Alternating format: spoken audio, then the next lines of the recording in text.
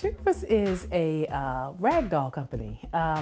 We're not reinventing the wheel here. It is just rag dolls with a fresh new twist, made in vibrant colors.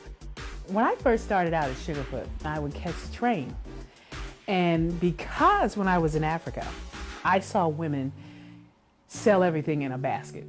I don't care if it was nuts and bolts, cassava leaves, rope, fish, chicken. It was in a basket on top of their head and they was working it out. So I brought a basket back from Ghana.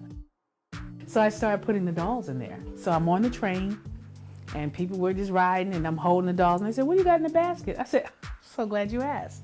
I had a captive audience. It can't go nowhere. So now I'm running my mouth about Sugarfoots. And so I just had a flyer and on the back of it was my telephone number with prices. And then that's how, with the beginning of the sale. That was my form of advertising. Sugarfoots are intentionally handmade. The faces are intentionally hand embroidered. The hair is sewn. Nothing is glued. All the fabric, all the dresses are made. The bodies are made. The hair is styled and it lasts. And it's very adult friendly and child friendly. This is a lovely batik that I got from Sierra Leone, West Africa. And I love to mix it with contemporary, like any primary colors. And it just really has to speak to me. If it's not speaking to me, I don't feel like it's gonna speak to my customer. I don't try to force the color. I don't try to force like, oh, this really has to work. It's just, you gotta feel it. You know, they've got matching pink shoes, little pink stockings, and their ribbons with the hair tied in the back. You know, it's like, you gotta know. You know, accessorizing is everything. It's too much fun. The lack of diversity of dolls, period, is a big thing.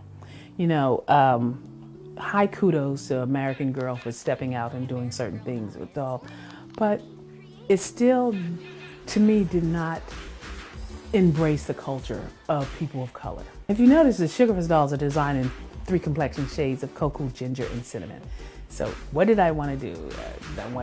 How did I want the mouth to look, you know? Because, you know, they're a pattern like any typical rag doll, but it just had to have a kick to it.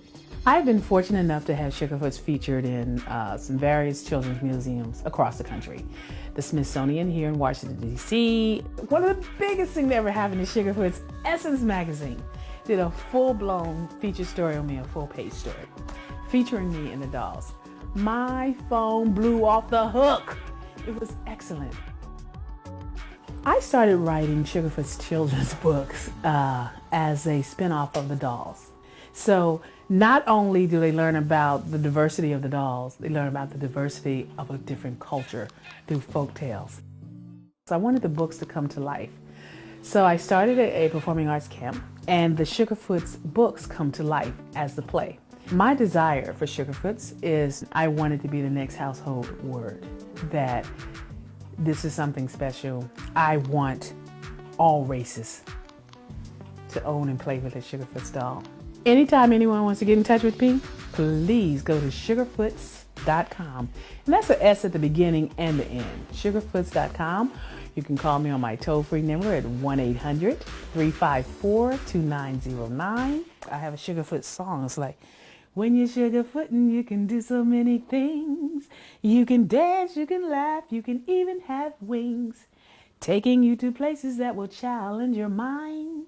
You meet so many people who are different in kind.